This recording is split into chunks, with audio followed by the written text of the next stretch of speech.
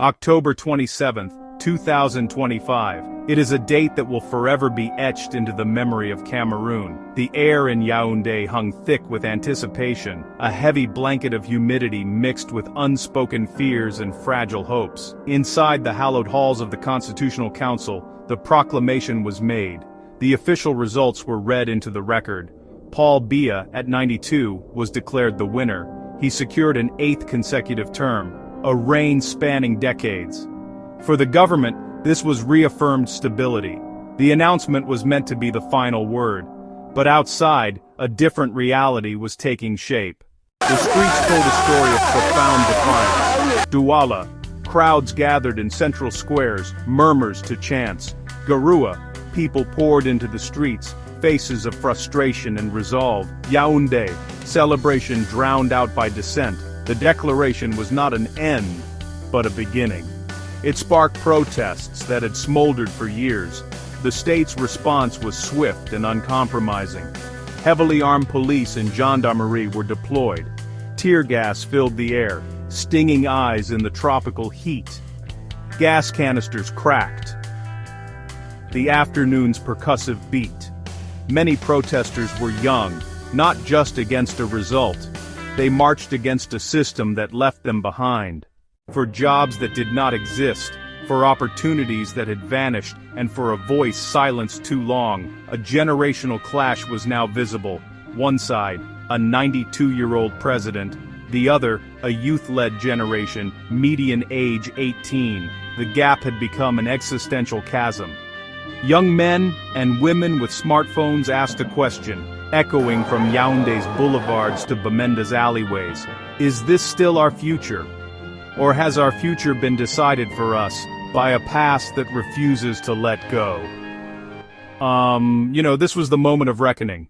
The official announcement from the Constitutional Council was a simple statement of fact, a declaration of victory for the incumbent. Yet for millions of Cameroonians, it felt like a profound fiction. The numbers presented to the nation and the world painted a picture of a narrow but decisive win for Paul Biya.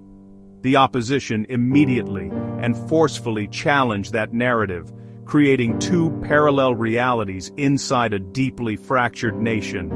The government's television broadcasts, radio broadcasts. They showed images of loyal supporters celebrating, waving the ruling party's flag, and praising the president's wisdom and steady leadership through decades of change. Meanwhile, on social media platforms and through international news outlets, a starkly different story emerged. Issa Tchiroma Bakary, the main opposition challenger and a former ally of Biya, refused to concede. His campaign released its own tally, claiming a clear victory with a significant margin. This counter-narrative electrified his supporters, who saw the official results as nothing less than a brazen theft of their democratic choice. The clash was no longer just in the streets, it was a war of information, a battle for the truth itself. Every percentage point, every vote count became a weapon in a conflict. It pitted the entrenched power of the state against the surging aspirations of a populace hungry for change. The division between official power and public anger exposed deep fissures running through Cameroonian society. The protests were not a spontaneous outburst, but the culmination of years of simmering grievances. A flagging economy, rampant youth unemployment, and the persistent, violent conflict in the Anglophone regions that has shattered communities and closed hundreds of schools. For many, the election was seen as a last hope for a peaceful transition, a chance to turn the page on a painful chapter of the nation's history. The declaration of another term for President Biya felt to them like that hope being extinguished by force. The question of who truly won the election became secondary to a more urgent and painful one. Does the will of the people even matter? The central question that now hangs over Cameroon is one of leadership and legitimacy in the 21st century. Can a nation so young, so dynamic, and so full of untapped potential continue to be led by a man whose political career began before the advent of the internet, before the fall of the Berlin Wall? The images broadcast to the world are those of a country at war with itself, a government clinging to power and a generation demanding to be heard.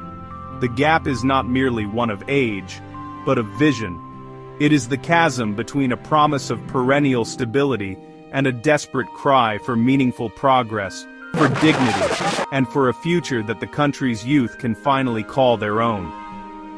So yeah, that is where the nation stands now.